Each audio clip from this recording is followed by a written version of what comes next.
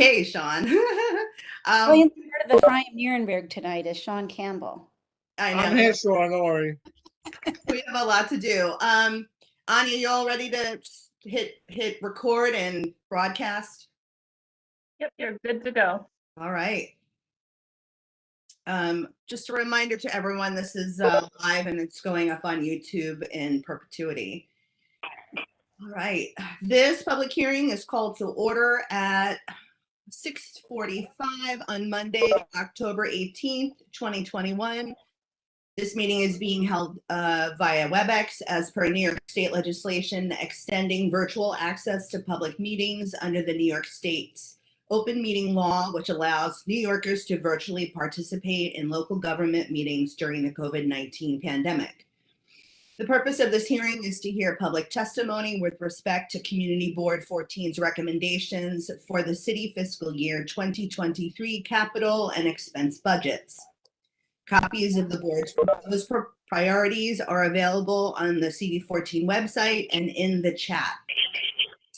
Members of the public were asked to register for time to testify by emailing the board office. We right now have no pre-registered speakers. If you are in attendance and would like to speak, raise your hand and please state clearly for the record your name and community affiliation prior to giving testimony. Sean, did you want to jump in? Yeah, I just want to first of all quickly thank the budget committee and other interested board members who joined us last week for the budget committee meeting where these were all reviewed. It was a fruitful and for me a really helpful conversation because we went through the list and it was basically based off of last year's priorities with some fine tuning to bring them up to date and work on the background information. But one of the things we discussed was sort of the process, the budget process. As many of you know, we accept testimony from the public as to items that should be included in the expense and capital budget. We did that hearing in September. We then put those together along with our own service delivery data, budget consultations, and requests from agencies for support to get our budget priorities listed. And then those have to be tied to our district needs statement, which is due on October 30th. So every budget request has to be backed up with a district need, and every district need should have a budget request tied to it. And that's a change that Department of City Planning foisted upon community boards about 5 years ago.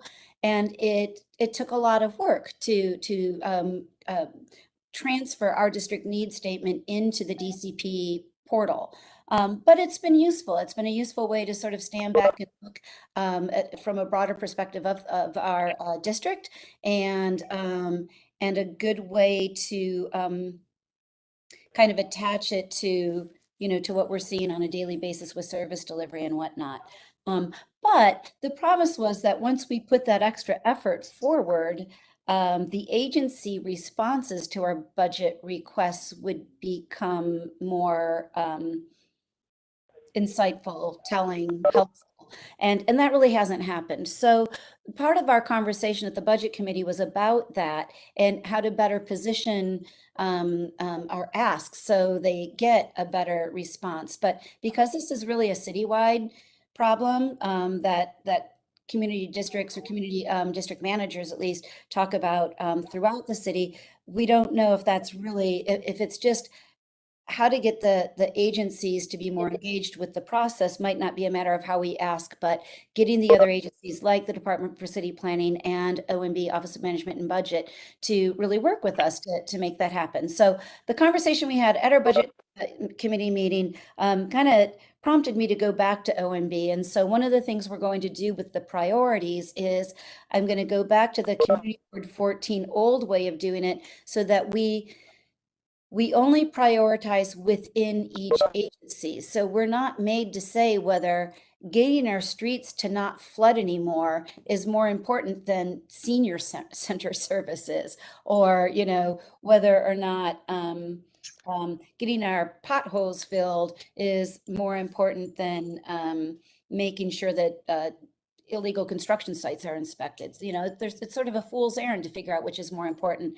And especially with human resources that are really intertwined, you know, you can't, I sort of joked, you know, that the city wants us to decide whether we want to prioritize breathing over eating or vice versa.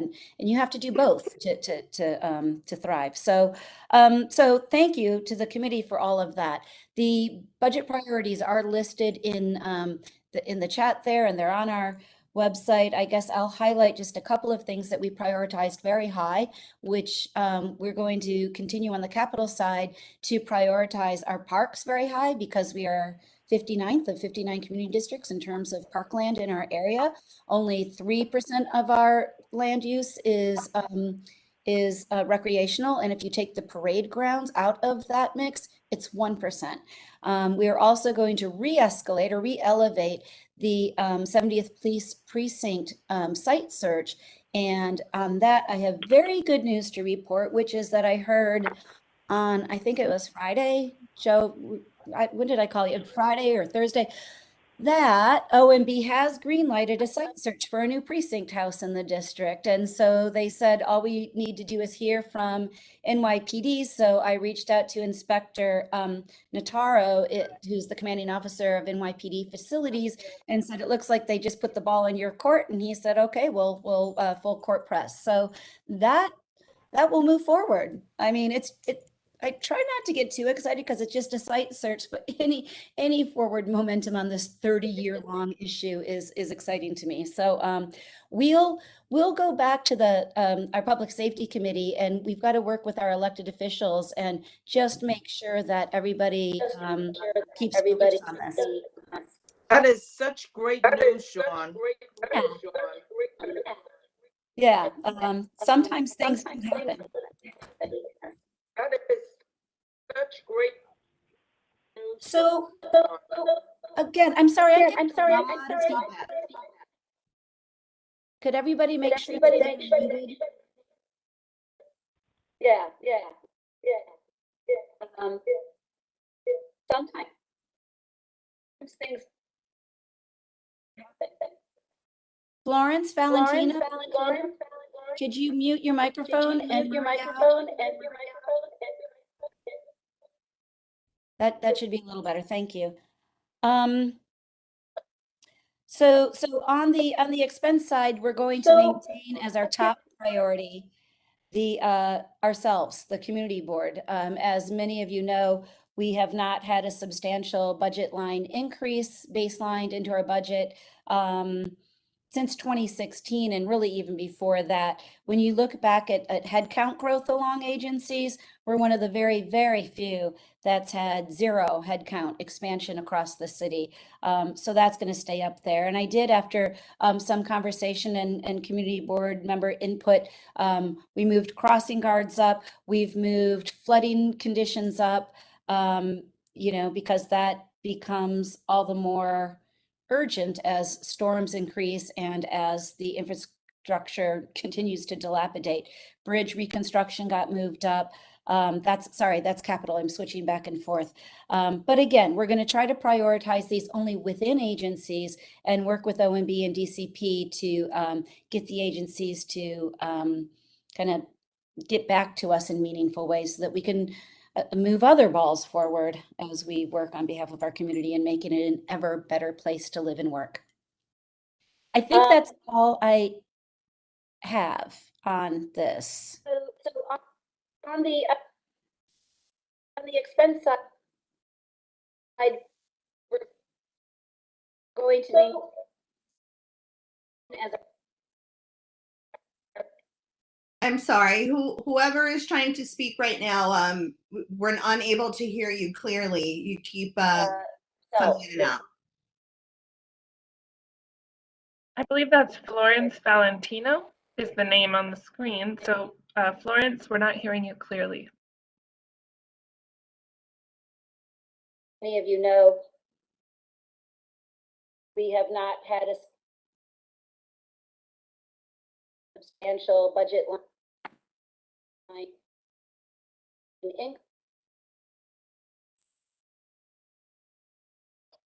Sounds like playback from Sean's baseline to presentation. the budget since 2016, and really even before that. When you look back at headcount, I'm unable to mute the Florence Valentino. Oh, okay. I think she. Okay, maybe great. got muted. Thank you. Okay. I'm going to circle back to see if there's any members of the public that wish to testify. And just a reminder, if you're a call-in, it's *6 to mute yourself and *6 to unmute yourself.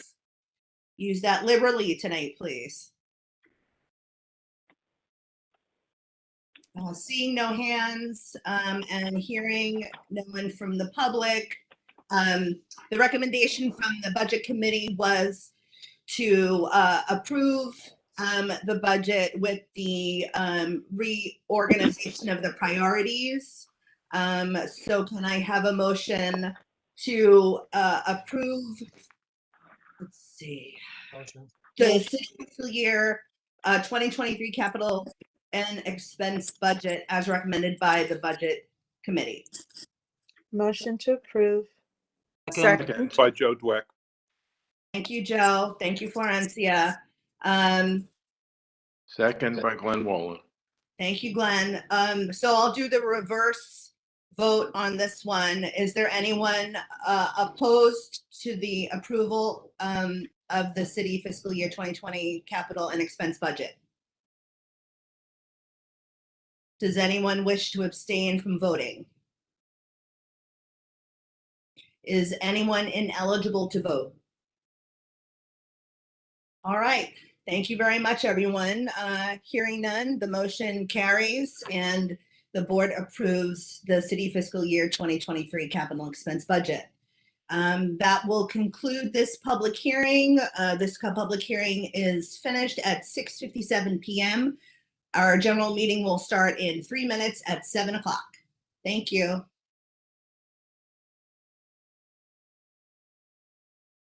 Hi, everybody. Miss you all. Hi, Joe. Joe, how you doing? Joe. Hi again, Joe. And just a reminder to the executive committee, an email was sent out from Sean. If you haven't already responded to that email, would you please do that tonight while we wait to start the general meeting so that we can have a consensus from the executive committee? Thank you.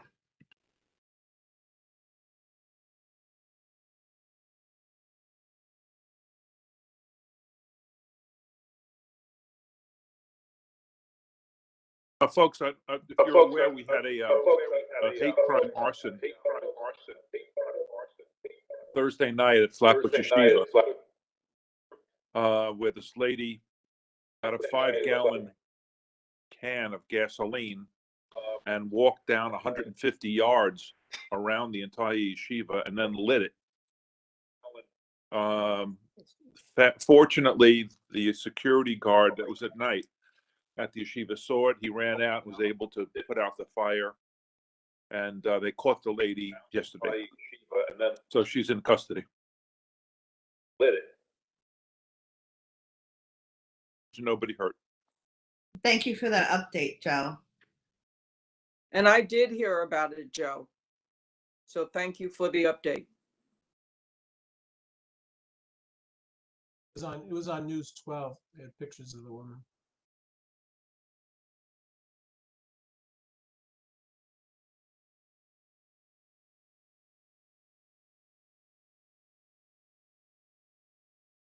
Have you folks? We had a memorial for Lieutenant Navarez. It was 25 years.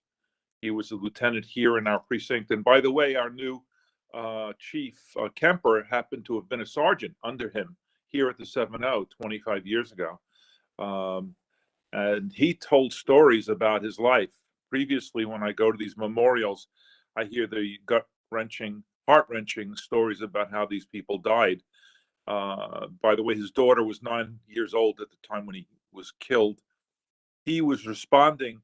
He happened to be on patrol with his cops. A lady jumps out in front of his patrol car that she was being attacked by her boyfriend. And while he was hearing her, the boyfriend shot Lieutenant Navarez and killed him. He left a 9-year-old who is now a cop.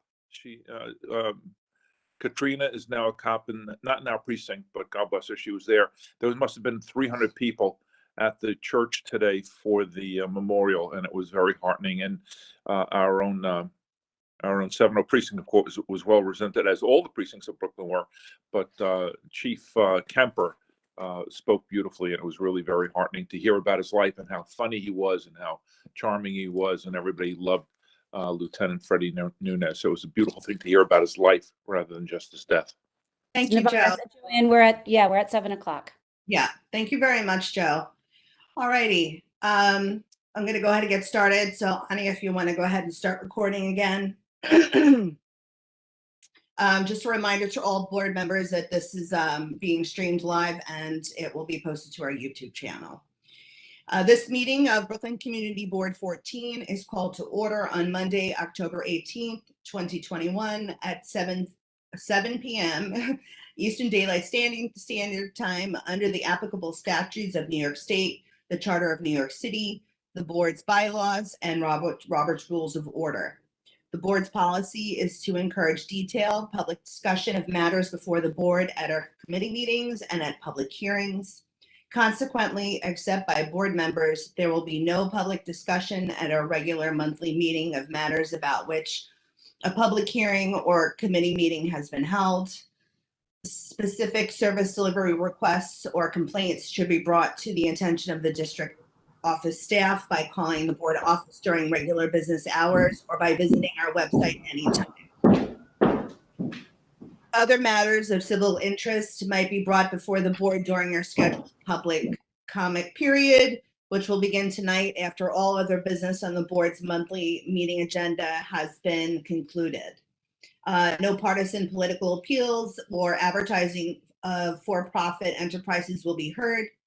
Persons wishing to speak during the public comment period will be asked to pre-register. We will not be doing roll call. Your attendance will be taken from the participant list.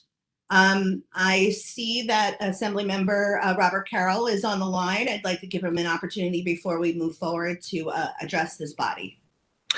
Thank you so much, Joanne, and good evening, Community Board 14. It's great to be with all of you, and hopefully one day soon we'll be able to be back in person. I know you have a full agenda, and I'll be quick. I just wanted to update you on a couple of events that my office has coming up that I do believe folks might be interested. On Friday, October 29th, we will have the MTA MetroCard van in front of my office in Park Slope on 7th Avenue. So if you do know anybody who's eligible for a reduced price MetroCard, this is for mostly senior citizens over 65, please feel free to contact my office and we can schedule a time to make sure that you're able to be there that Friday to get a reduced price MetroCard. If you or anybody else who knows somebody who's eligible for that, please reach out to us. On the next Friday, Friday, November 5th, we will be having a flu shot vaccine with Methodist Hospital at the Holy Name Church on Prospect Park West between Windsor Place and Prospect Avenue in Shepherd's Hall there. That's their event space. So please do reach out to my office. We have about 100 flu shots that we can administer. We do need an RSVP. There is also, we are trying, and I don't know if it's set in stone yet, to provide COVID-19 vaccines for anybody who has not been eligible. So if you do know somebody who is eligible, if you do know somebody who's eligible for a COVID-19 vaccine who's not yet gotten a vaccine and wants one, those will be eligible there as well. And then finally, the next Friday on November 12th, we will be providing no-cost mammograms for individuals over 40 years of age who have no other ability to receive a mammogram. Again, you would have to call my office. We're doing that with the Italian American Cancer Association to schedule an appointment for that mammogram if you or somebody you know who is in need of a mammogram. My office number is 718-788-7221.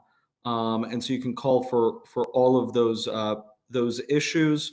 As always, look, I know that this fall has been a trying time as we're still working to get through the COVID-19 pandemic. If your child's school or any organization is having issues with the city or the state or otherwise, please always feel free to reach out to my office if we can be of assistance. If there are any other issues that we can be of assistance, please do let me know. We are available. And that is it for right now. I don't want to take up any more time.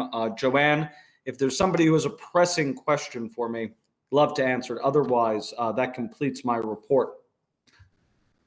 If you have a question, please feel free to raise your hand in the chat.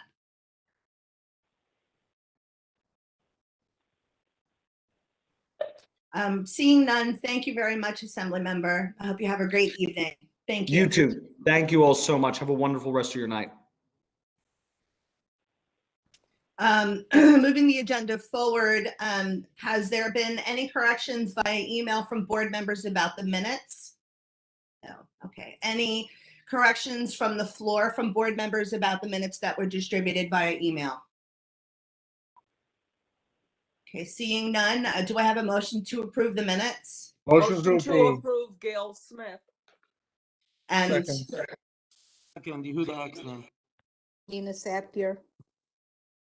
thank you. I'll just do the reverse vote again. Anybody vote no to approve the minutes? Is anyone abstaining from voting on our minutes of the September meeting? Anyone ineligible to vote? Seeing none, the motion carries and the minutes of the September general meeting of Community Board 14 are approved. Next item, District Manager's report. District Manager Sean Campbell. Thank you. A few announcements tonight. I'll talk fast. I did receive notification from the Department of Homeless Services that they plan to move forward with a shelter located at 1 Kenilworth Place. This is a location that had been considered for a family shelter less than a year ago. That then stalled, and it's been reintroduced now as a 200-bed women's shelter. The contractor will be, Children's Relief Fund. And we will work with the Department of Homeless Services to get a public hearing or town hall on our schedule as early in November, AKA as soon as possible. And we will hear from the public and other stakeholders at that forum.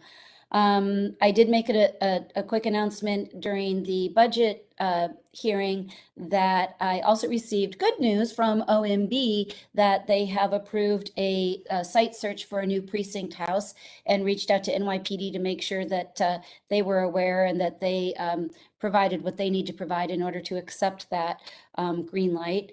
And then I had a Borough Service Cabinet meeting last week, and I was very surprised to hear that the composting provided by Department of Sanitation is beginning again. And that part didn't surprise me. Nina Sabgir actually made this announcement at a previous meeting, I guess at the September meeting.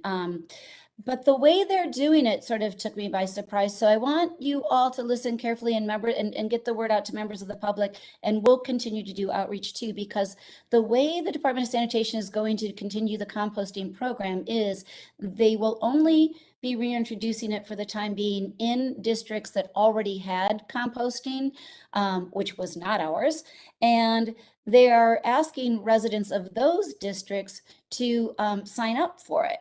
And then depending on how the critical mass of signups, they're going to then route trucks. Instead of just having each truck do composting throughout its section, they're going to do a composting route depending on who signs up, which made me wonder why it has to be district specific then. If they're doing it by route, there's no wall, there's no even a border guard on Coney Island Avenue. A truck could actually just go across Coney Island Avenue and pick up in Caton Park or Prospect Park South.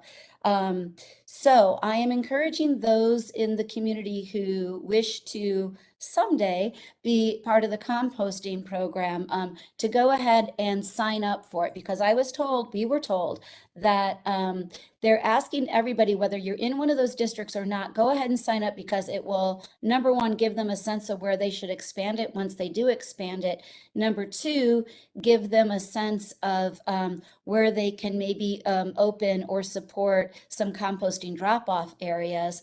And then I'm thinking, number three, we can use it as leverage to to push for a across the district line composting route, the way they do, say, bulk collections now, or the way they do school collections. That's not district specific. So kind of not understand why this has to be. So I'd love to have numbers to push our point. So that's it on composting. A quick office update. Many of you know that we closed the office again for mold remediation, because the office was tested positive for that. That project, they did most of the work on Friday. They picked up the machines today. It has to be retested next week.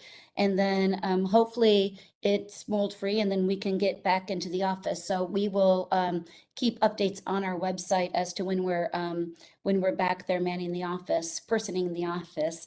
And then by personing the office, that brings me to a last announcement, which is that the executive committee has approved me to hire a candidate for a community associate position in the office.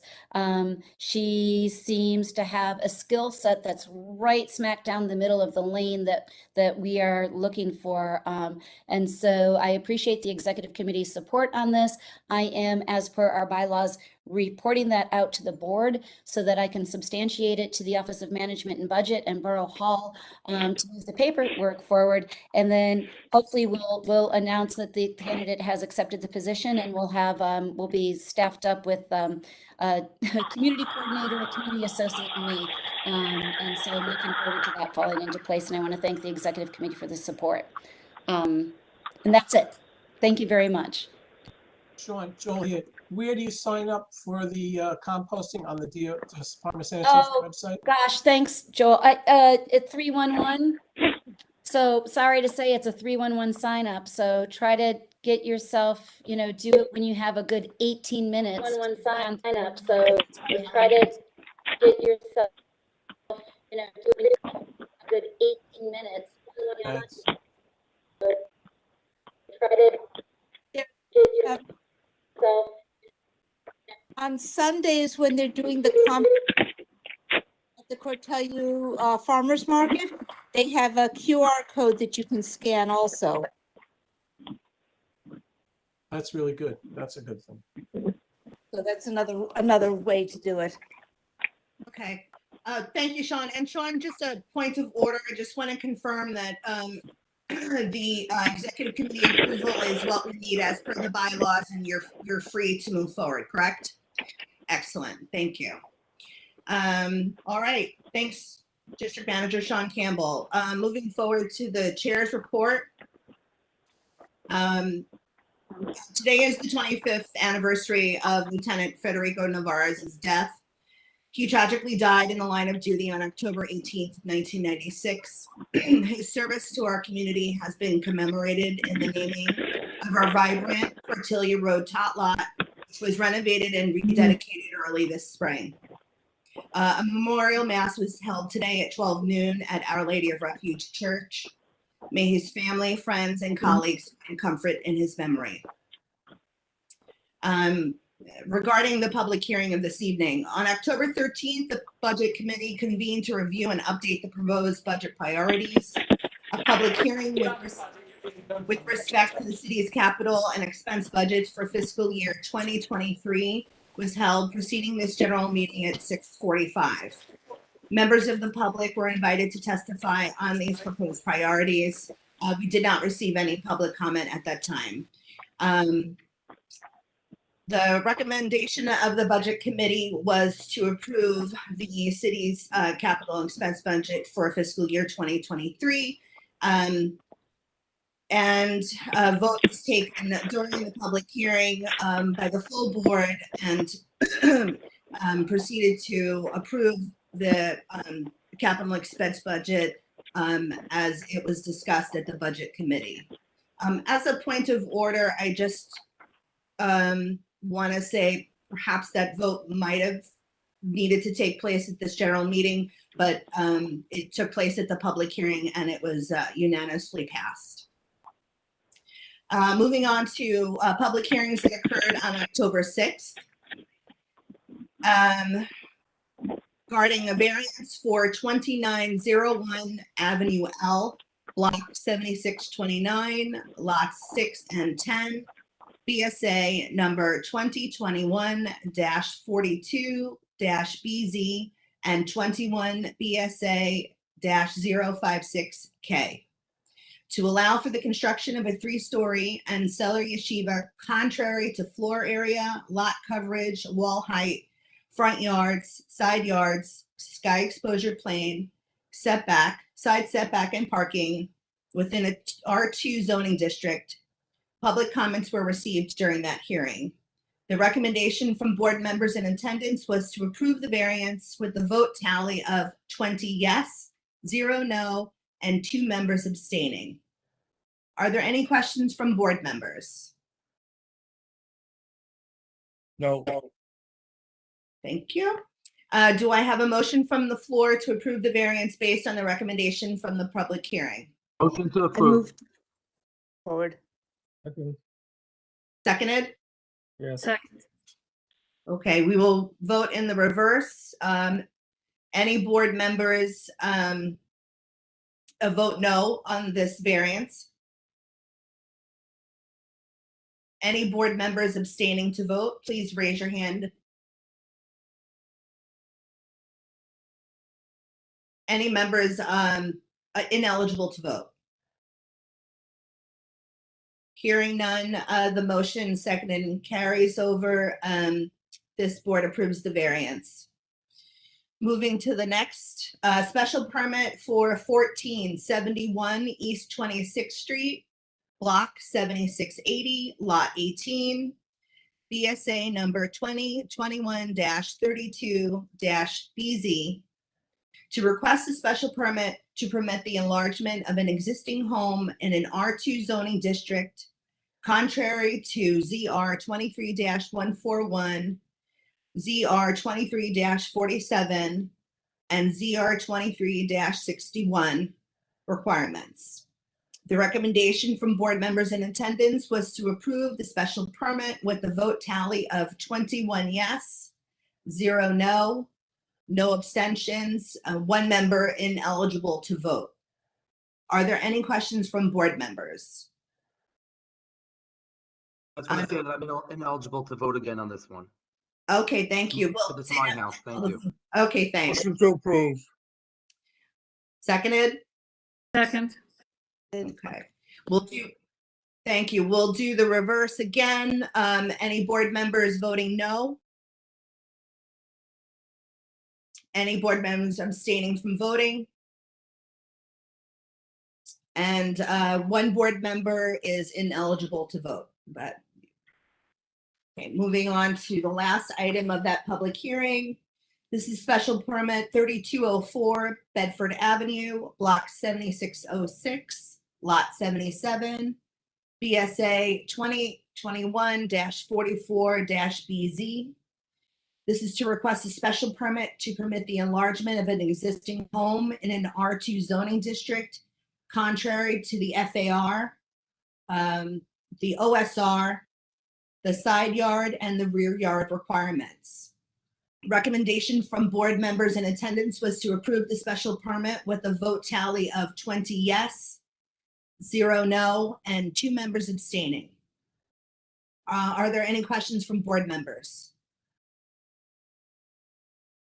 Okay, do I have a motion from the floor to approve the special permit based on the recommendations of the public hearing? Motion to approve. Motion to approve. Seconded? Second. Then we'll vote in the reverse one more time. If you're voting no, any members abstaining from voting? Okay, the motion carries unanimously to approve the special permit. Thank you, everyone, for that. Moving forward, regarding committee appointments, thank you to all board members for submitting their committee requests forms. I want to welcome board members who will be beginning their journey as new co-chairs on several committees. And I want to wholeheartedly thank those long-standing co-chairs who created an opportunity to allow less tenured board members an opportunity to serve at the co-chair level. As volunteers, we donate our time to this board, and providing the opportunity to all members to take an expanded leadership as co-chair is an important mission of mine. I would not be serving in this position today if Chair Emeritus Alvin Burke had not provided the opportunity to co-lead the Human Services Committee and lead the Census 2020 Complete Count Committee. As discussed at the Budget Committee meeting, I would like to encourage all co-chairs to set aside time in their meeting agendas to review the 2023 district needs statement in order to identify additional needs throughout the year.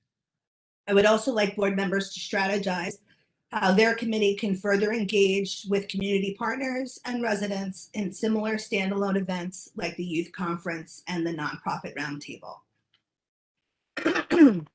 Here's my report on the Borough Board meeting. On October 5th, the Borough Board met virtually via Webex. First, an announcement, secondary to the final 2020 census results, the bipartisan New York State Independent Redistricting Committee will be responsible for redrawing state district lines. This mainly affects state Senate and Congress districts. The commission will be convening an in-person public meeting on November 16th at 3 p.m. at Medgar's Evers College to hear your ideas and feedback regarding redistricting. To sign up for the meeting, submit comments, or even upload your own maps, visit www.nyirc.gov. So again, that public meeting is on November 16th at 3 o'clock at Medgar Evers. We had several resolutions on the agenda to review and ratify. If you might recall, the fresh zoning text amendment resolution drafted by Borough Hall failed to carry in September. The resolution was reintroduced, adding a portion of Community District 12 to the resolution. The inclusion of single-story grocery stores north of Avenue H in Community District 14 remained intact in this resolution. The resolution passed and will be forwarded to City Council as the City Planning Commission has already convened on this item. Health and fitness and open restaurants zoning text amendment resolutions were reviewed, but due to the lateness of the hour, a quorum of board members was lost and both items were tabled. A public hearing to hear public comment on open restaurants was scheduled to precede the review of the resolution. However, the hearing could not proceed without a quorum. No new or old business could be addressed. Frustrations aside, I do hope that we have improved attendance at the November 3rd meeting. And this is my last item for the chair's report. The bylaw review and revision. The ad hoc bylaw review committee was formed to edit and improve the bylaws as necessary. Board members have received the revision draft via email, and I hope you all had an opportunity to read and make note of your questions and comments.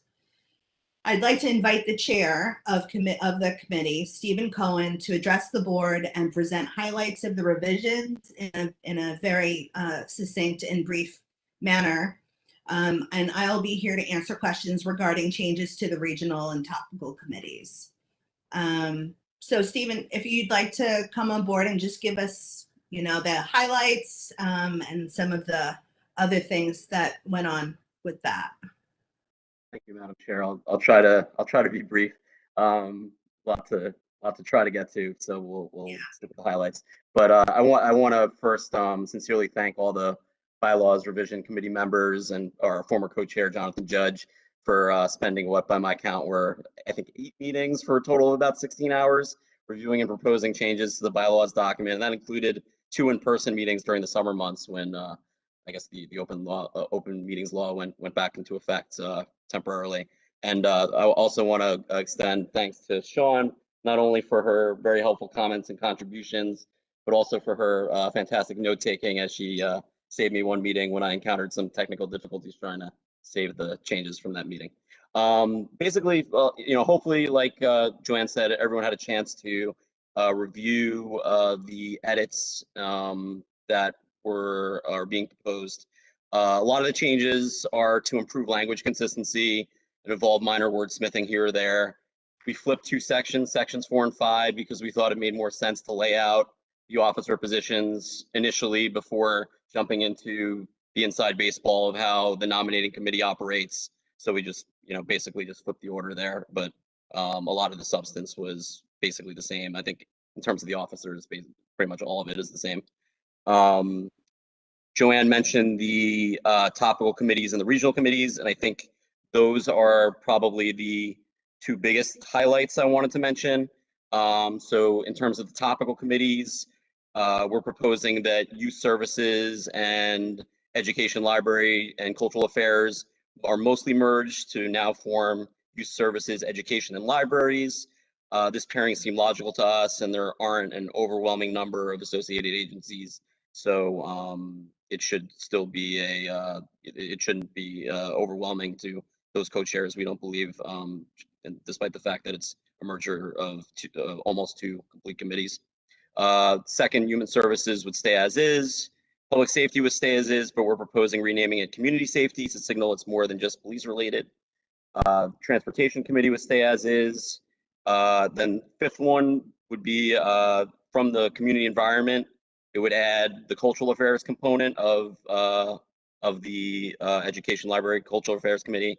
And we also wanted to include an economic development component. So this committee would be called Community and Cultural Affairs and Economic Development. We think there's a lot of good overlap here to make a strong committee that can discuss many interesting issues. And the last committee, which would be a new committee, is the sixth committee. That would be housing and land use. So that's a new topical committee, which we think would be appropriate due to community concerns about these issues. But we do want to note that the public hearing process would remain as is and not be folded into this topical committee for housing and land use issues that have come through the public hearing process. That process would continue. So that's the topical committees. We also are proposing changing the regional committees to some degree. The regional committees aren't being used much currently, except for selecting members of the nominating committee. And there was an expressed desire to modify regions given like a very unequal balance of Community Board 14 membership in the current regions. So the 4 regions we're proposing to changing as follows. Region 1, the northern border would shift up from the Long Island Railroad to Ditmas Avenue. Region 2 would stay the same. Region 3, instead of being from the Long Island Railroad to the southern border, it would be between Ditmas Avenue and Long Island Railroad. And Region 4, now it would become the entire southern part of Community District 14, below the Long Island Railroad and not just east of Ocean Avenue. Next item out of my highlights, we added language to address the Legal Advisory Committee and the committee on the whole that was not previously included. We were proposing allowing the district office more discretion in terms of choosing meeting sites, not requiring that they be alternated between regions, and instead giving the district office discretion, especially because we recognize, especially in these times, it's not easy to find locations, especially given social distancing that's needed. Assuming we meet in person in the near future. Next, we added references to the open meeting laws in some spots. The part of the decision to revisit these bylaws was due in part to recognizing that we're meeting virtually and taking virtual votes. So we wanted to beef up language regarding virtual voting when it's permitted by the open meetings law. Last highlight on my list, the executive committee is responsible for evaluating the performance of the district manager under this proposal, but related to what was recently discussed here, we removed the requirement that the executive committee has to authorize hiring decisions by the district office, which has proven to be a bit of seemingly unnecessary red tape. So Instead, basically, the district manager can report to the board once a hiring decision has been made. And I think that was it for the highlights. Joanne, I don't know if you wanted to take over and field questions. I'm happy. I'm hoping that we can get to a place where we can either make some suggestions to the committee on how about board members want to change the draft, or move to a vote. So the floor is open to board members to air concerns or questions. Please raise your hand. I'm happy to call on you. I also, if you needed a visual for what those regional committees would look like, I dropped the Google map in the chat. Feel free to open it, and it really does make all of the regional committees more even. And so we have basically a population between 10 members and 14 members distributed. So I await your questions, and Steve and I are happy to answer them. Otherwise, I'll move forward and ask for the board to make a motion.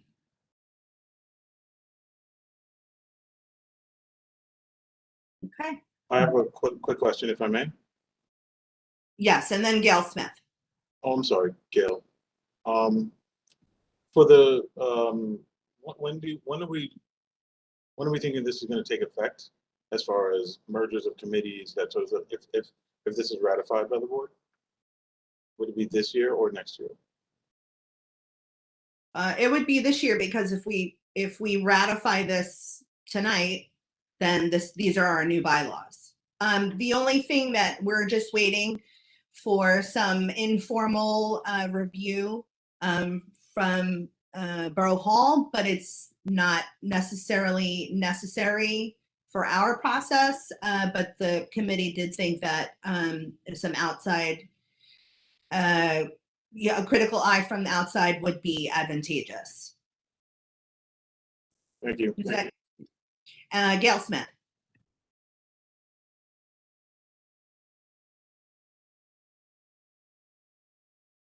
You're still muted, Gail. Sorry about that. Can you hear me now? Yes. In regards to the merging of a couple of the committees which have co-chairs, how are you going to handle who will be chair and co-chair of these committees going forward? Or will there be 4 co-chairs?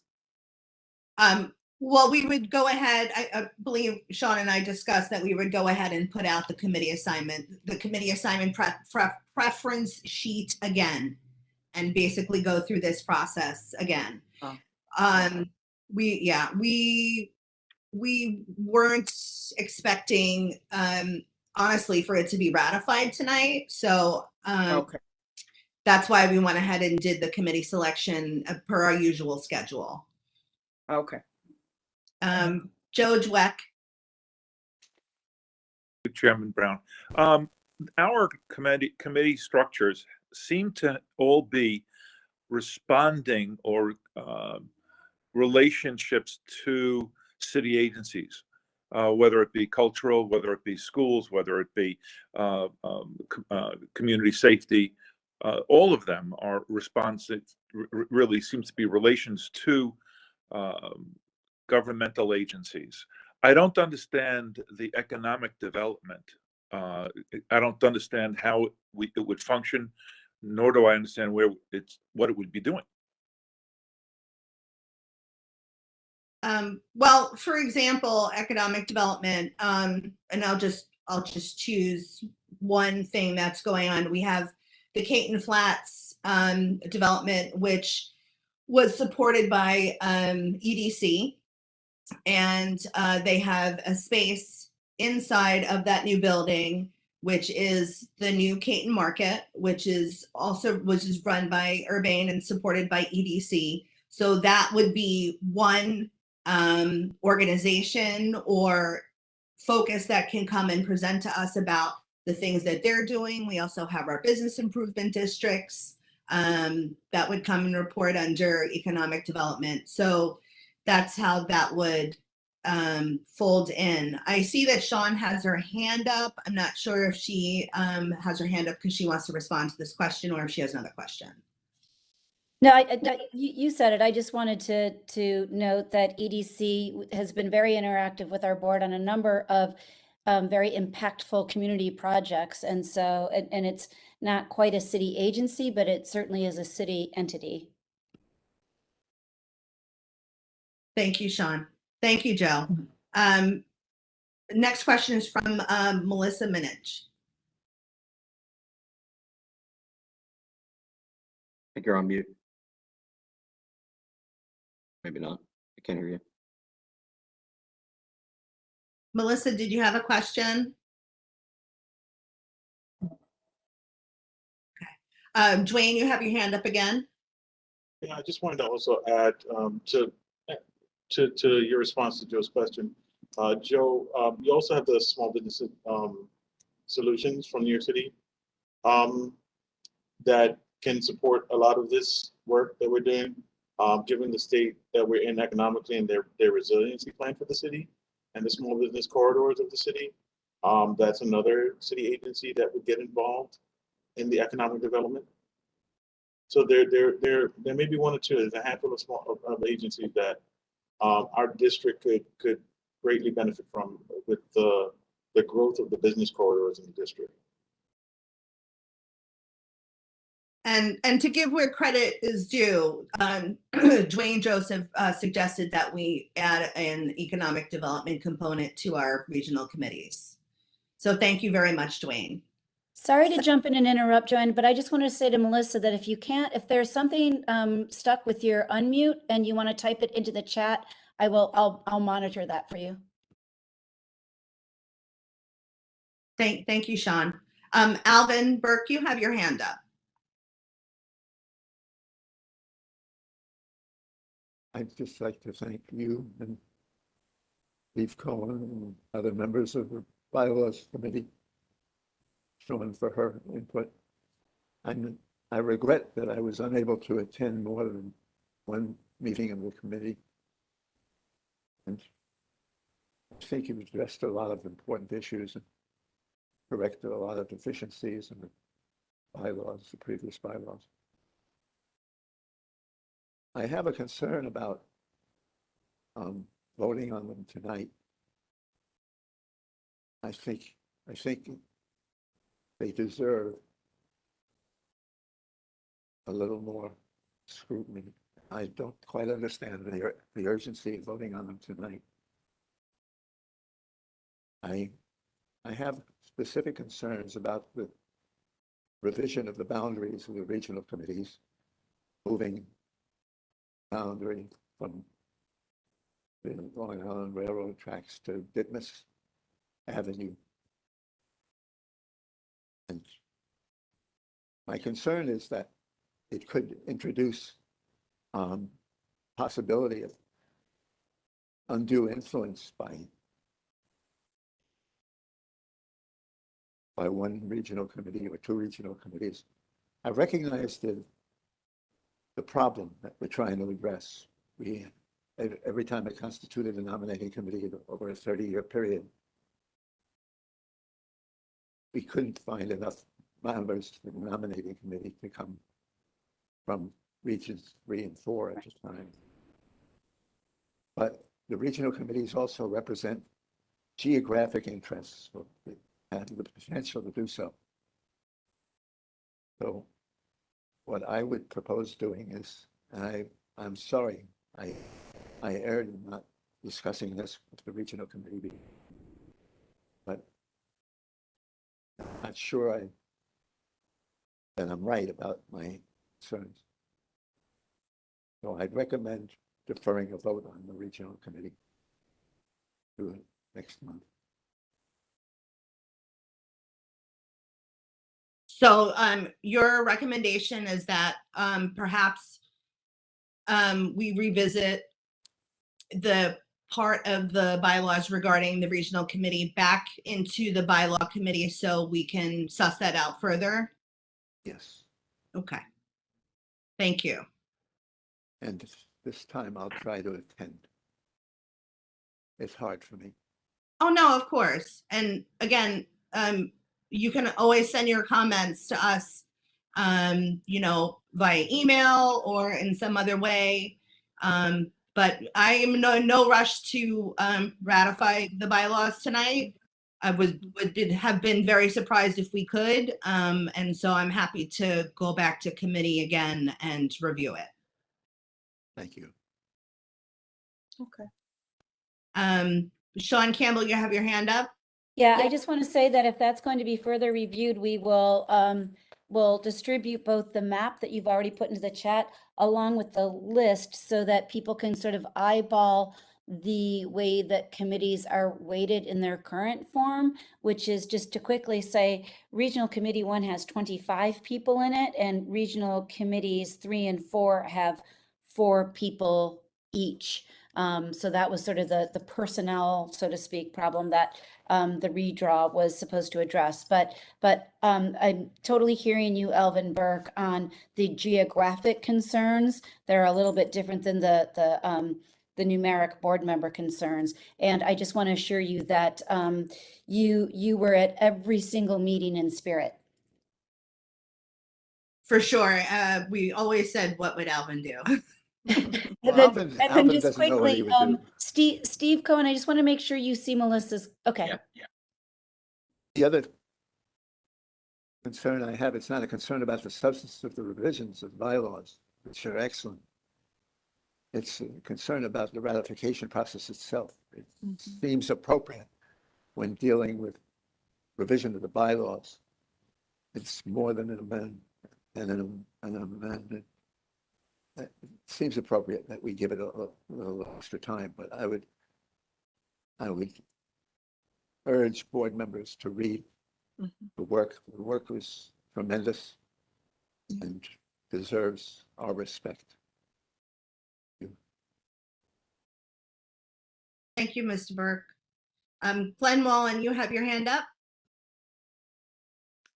Thank you. I'd just like to comment about Alvin's comment, and we were very concerned about the exact same thing when we were discussing this in the budget committee. And I believe there's some language in there that this can be revisited every certain number of years in case things do get out of whack, which they are at the moment.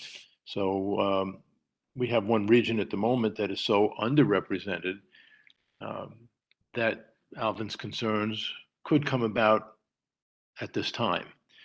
And that was one of the reasons why the change was instituted. And I believe it was every 5 years or 3 years or something like that when we considered revisiting this to see if things hadn't changed significantly. We might then realign the regions. All right, thank you. Thank you, Glenn. Gail, you have your hand up? Yeah, I had it up before, but it was basically, you know, it's moot now. I wanted to echo Alvin and his concerns. I do think that we need to now take time to digest it because I did read it, but I did have, you know, some additional questions. So I think we all would be comfortable in holding another meeting, maybe specifically for this, maybe under the executive committee. I don't know. So that we can, you know, flesh this out, including, which I would love to see too, with the new structures for the committees. Okay, thank you very much. Seeing no other hands and, you know, reading the room and understanding that board members would like to revisit, digest. And if I have no opposition from the chair of the committee, I believe we should go ahead and reconvene another bylaws committee meeting in the future within, I'm not sure if we can do it in November, but perhaps in December. And that would give everyone time to read it thoroughly, form their questions, submit their questions if they can't be at the meeting. And then we would, and which really makes sense in terms of what the committee had thought where we would be in the timeline, and it would be somewhere in January.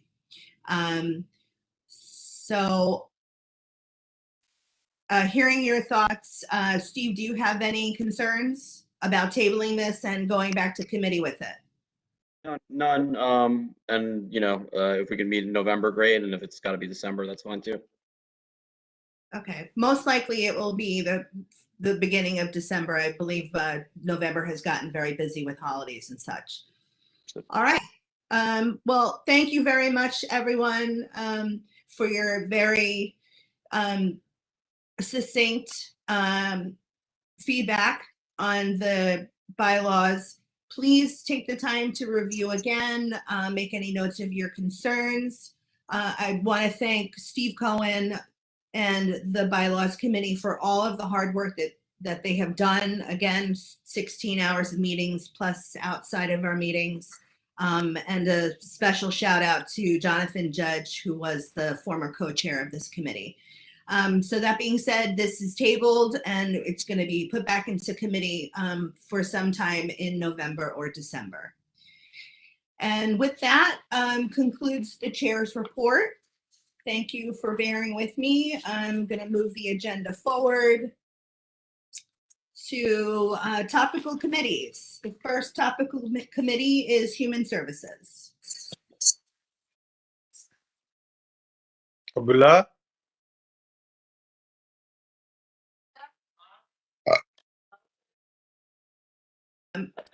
I have nothing to report at this point. We haven't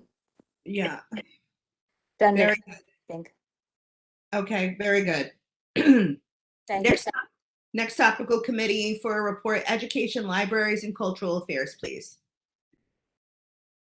Sure. Good evening, everybody. Good evening, Chairwoman Brown. And so the current co-chairs are for this year are Greg Alvarez and myself. And the first update is that we have a meeting for next Tuesday, the 26th at 6:30 p.m. And then the second thing is the week of October 5th, I believe, the Brooklyn Public Library announced that they would no longer be collecting late fees. And so they made that announcement. They said it was basically they had done so during the pandemic. And then at some point they looked into the policy and they thought that it wasn't an equitable action. And so they decided to no longer collect the late fees. I don't know if they've updated, their website accordingly with the policies, and if that also extends to, items that are damaged, but they did say they would no longer be collecting late fees, and that's the update. Thank you very much, Co-Chair Henry Cesar. Next topical committee is Youth Services, please.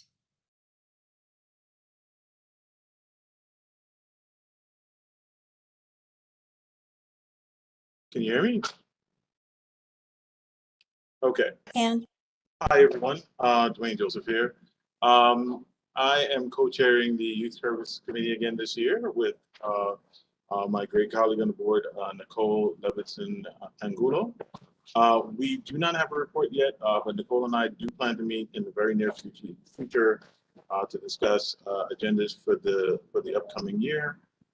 And we will let the board know when our next scheduled meeting after we've done that. Thank you very much. Next topical committee, Transportation, please.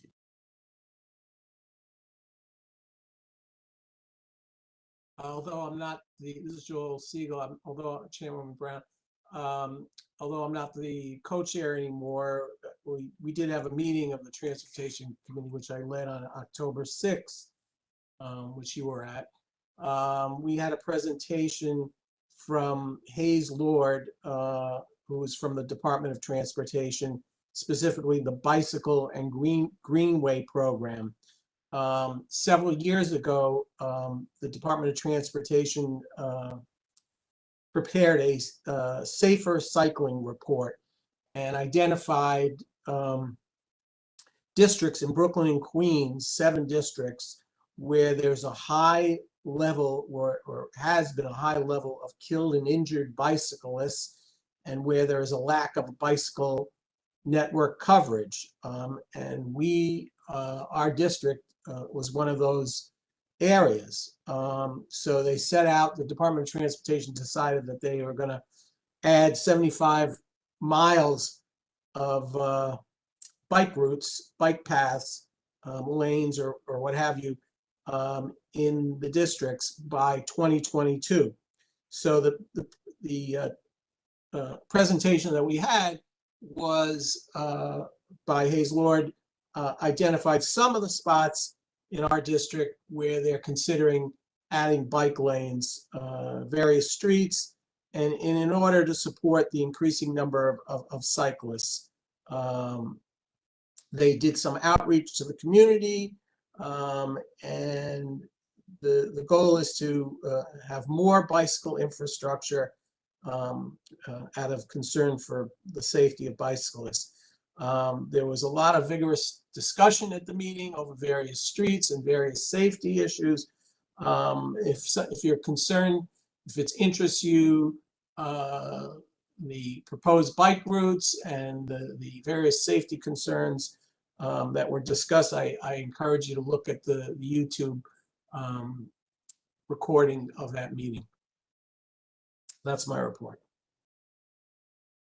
Thank you very much. Glenn Mullen has a question for you. Go right ahead. Not so much a question, just a clarification. When we speak of bike routes and bike lanes, it implies that it's sort of separate, that to some degree it's separate from the cars. And what they're proposing is some of that, but some of it is on very, very busy, narrow, relatively narrow streets, where all they're adding is markings to the blacktop. I just want people to be aware that there's quite a strong mix of safety issues that are involved here. Thank you. I agree, and that's why if you're interested, I encourage you to watch the YouTube recording. Thank you very much, and thank you so much for your service as co-chair on this committee, and thank you for giving a report tonight. You're welcome. Thank you. Next topical committee is public safety. Good evening, everyone. My name is Florencia Changajita. Well, I guess most of you know that. My co-chair, I'm co-chairing with Abe Treff, and we will be tentatively having a meeting on November 22nd. It's not set in stone as yet, but as soon as Sean is able to get November's calendar together, she'll definitely let us know if that will be a possibility. Today, I did attend the memoriam for Lieutenant Navarez, and seeing his daughter who's now a police officer for 8 years now, following in her father's footsteps. However, seeing her get emotional as she read, something that's dear to the officers, just makes us realize that when they go out, as a minister, I pray. We have to pray for them because we just never know. Something simple, just responding to help someone else could cost them their lives, but we hope it doesn't. So it was I think Joe was there, and Joe mentioned, and so I won't prolong, but that's it for today. Thank you. Thank you for updating us on that mass today. We appreciate it. Next topical committee is community and environment. We're hoping to have a meeting sometime in November or December at the latest. We also have a new co-chair. So if our new co-chair would like to say a few words about what his vision is for the committee, I'd love it. I'm very honored. Thank you, Don. I'm honored to be serving with you and appreciate that you all have entrusted me with this. The one thing that I think Don and I discussed is the effects of the flooding that members of CB14 have suffered through in the last couple of months. So our hope is to bring in someone from DEP to make a presentation to sort of actually put him in the line of fire from the community. Because I know a number of people who've been very distressed by the lack of response to the 311 complaints. And I think it would be great if he actually, or she, took a minute to field questions from people in the neighborhood as to why they didn't seem to be taken as seriously as them. So that was the only thing that I threw into the mix, you know, just being brought in to this position. That sounded like Don had been okay with that. So hopefully we can make that happen. Oh, thank you, and I'm glad to hear that you are both talking offline about topics. I have a hand from Sean Campbell. Hi, thanks for that. Florencia did mention one of the tentative dates, and I just want to put another just so that you do a little placeholder. We are hoping to pin down November 22nd for public safety. We are looking at, we almost have pinned down Tuesday, November 16th with DEP to address, as Barden said, you know, sort of some explanations of how the combined storm and waste system works and what what can be done and what the struggles are with improving drainage. And then we are looking at, we were looking at Thursday, November 4th for possibly a Human Service Committee meeting, but now that has possibly been upstaged by the need for a public hearing on the homeless shelter. So that's kind of what threw everything into flux. But hold those dates for now. And then, of course, obviously hold November 8th will be our regular board meeting. But hold those dates for now, and we'll really try to get them pinned down by the end of the week. Thanks. Thank you, Sean. Joe Dweck, you have a hand up. Come out of turn, but regarding the open restaurants issue, Joanne, I don't know what the prognosis was of that. And by the way, driving around the neighborhood, the community board, our first objections was that there was not clear knowledge of what the effects were. But I'm seeing a lot of abandoned or misused outside sources where people are using it for garbage, they're using it for plants. There's homeless people in them. They're not being used by restaurants, and I wanted to address that when the time comes. I don't know when that will be. Sorry to talk out of turn. Your hand shut up really quick, Sean. Did you have something you wanted to say? Yeah, I just want to remind board members that this was discussed and voted upon at the September board meeting, and the recommendation was to disapprove with conditions. Those conditions were plentiful, and they are now part of the public record in the ZAP portal on the Department of City Planning's website. Happy if you want to shoot me an email just to send it to you directly, but I also encourage you to go into that portal so that you can take a look at what other districts around the city have said.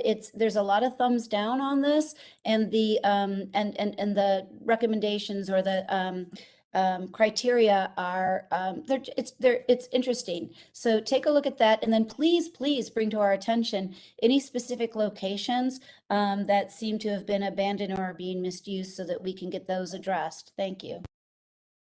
Betty.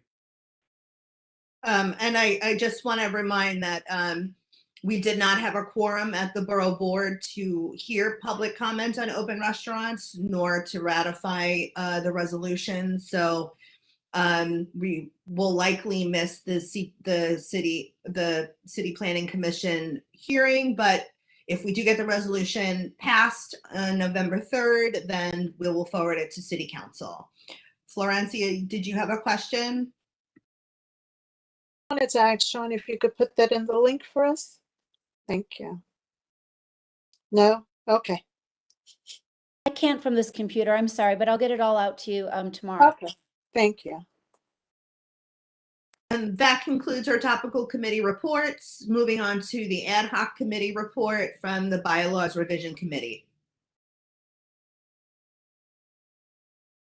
I think we, this is Steve Cohen, chair of the Bylaws Revision Committee, as everyone knows, and I think gave the update earlier. So Dashiell, do you want to provide an update? No idea what you mean. Okay, I think that's all we got. All right, thank you. It was on my agenda. I had to move it forward. Give me a second. All right, well, that concludes the reports from our ad hoc committee and moves us into the public comment period.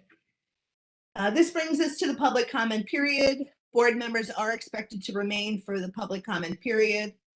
Because we're meeting remotely, all speakers were asked to pre-register via email to the board office. Any member of the public who is not able to register in time can follow up directly with the board and staff, who will include appropriate announcements on the Community Board 14 website. Matters of civil interest and announcements of public events are invited. No partisan political appeals or advertising for for-profit enterprises are permitted. Service delivery requests should be brought to the attention of staff by email or during regular business hours. Each speaker will be permitted to speak up to 3 minutes and may not receive additional time from another speaker. The board has an obligation to conduct its business in an orderly manner. Any person preventing the meeting from continuing will be muted and possibly disconnected from the meeting. The intent of the public comment period is to permit the board and the community a chance to hear diverse perspectives on public issues. Accordingly, we ask that groups be represented by a single speaker. It is now 8:01. Anya Hoyer will be announcing our previously registered speakers at this time. Good evening. Our first speaker is Evan Solomon from Urban Dove Team Charter School, followed by Eileen Mullaney Newman from the Borough President's Office. Go ahead, Evan Solomon. Hello, everyone. Thank you so much for giving me the opportunity to speak here. As my introduction said, my name is Evan Solomon. I am at UD Team Brooklyn. We operate a transfer high school at the East Midwood Jewish Center. We are transfer high school for students who have fallen behind academically or at risk of dropping out. And we provide them a fresh start to get the credits, the job experience, the college access information necessary for lifelong success. I'm here today because we are hosting a Thanksgiving food drive for our families in partnership with South Central Brooklyn United for Progress. So we are collecting non-perishable canned food and other non-perishable items at our school during the school day, 10 a.m. to 2 p.m. during the week, as well as South Central Brooklyn United for Progress is doing their own pickups and drop-offs. If it's okay, I do have a flyer and a form that I can share with more information that I may try to circulate after the meeting to Sean. But just wanted to let you know that it's happening up until November 12th. We will be accepting food for the families of our students. So any donations you have, very much appreciated. I will drop my contact info in the chat. And again, thank you so much for giving me the opportunity to speak. And Evan, yeah, send us a link to the flyer because we can post it on our website as well. Awesome. Thank you, Sean. And I think we have a question from a board member. Nina, did you have a question or no? Oh, I was just going to request that the location be posted in the chat. Thank you. Okay, great. Thank you. Yep, I will do that. Up next, Eileen Mullaney Newman, Borough President's Office.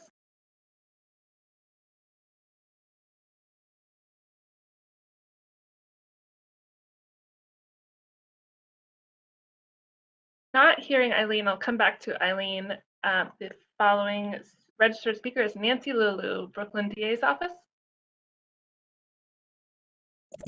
Good evening, everyone.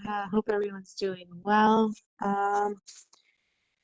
Just quickly, greetings and best wishes on behalf of District Attorney Eric Gonzalez to everyone. The DA's office is very active as always and committed to protecting our Brooklyn communities.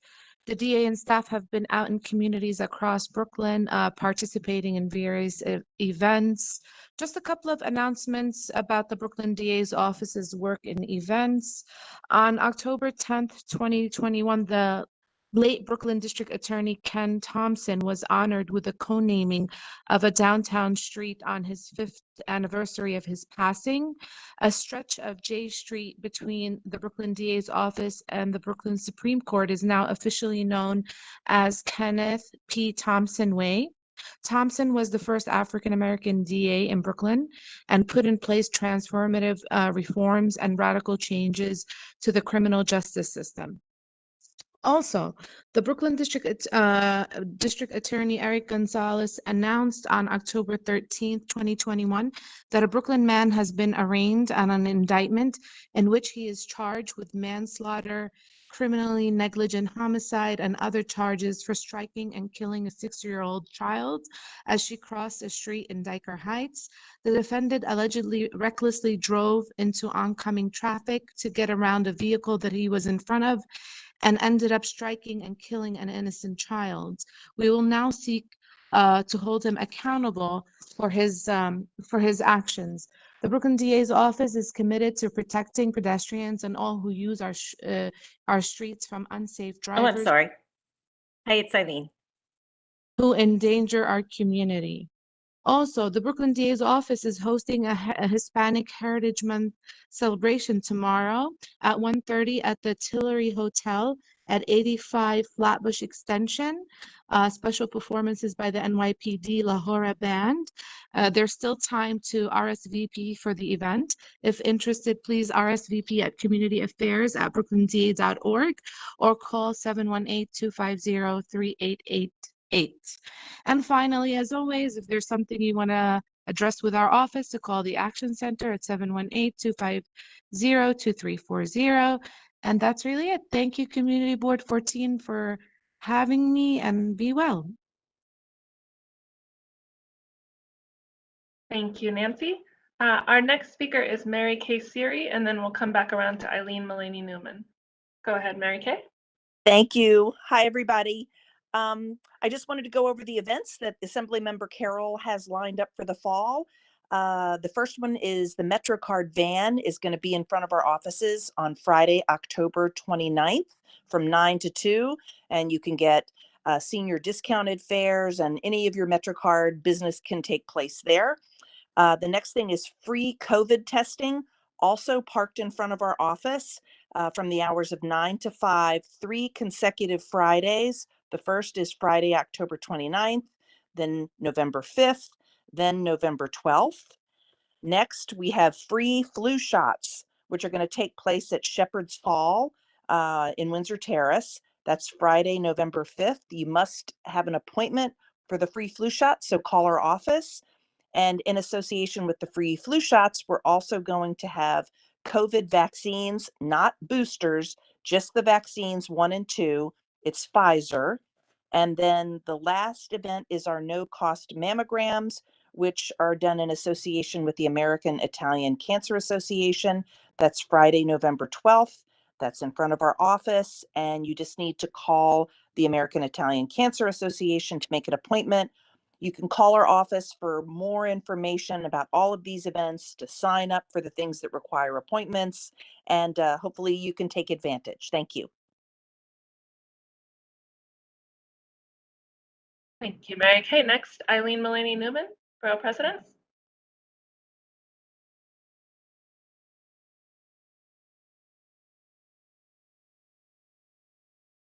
Okay, I think she's having some audio problems, so I will ask, is Harold Miller from the Racial Justice Commission here? And Harold, if you are calling in on the phone, you can hit *6 if you're not, to unmute yourself. Harold Miller. Okay.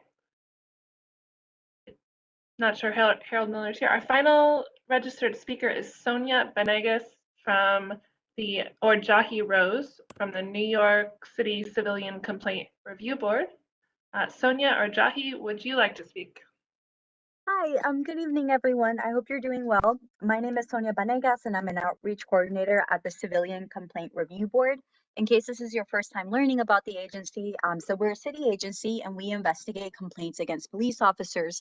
And this week we're doing a week of awareness, and it's to honor the 3-year anniversary of the Right to Know Act.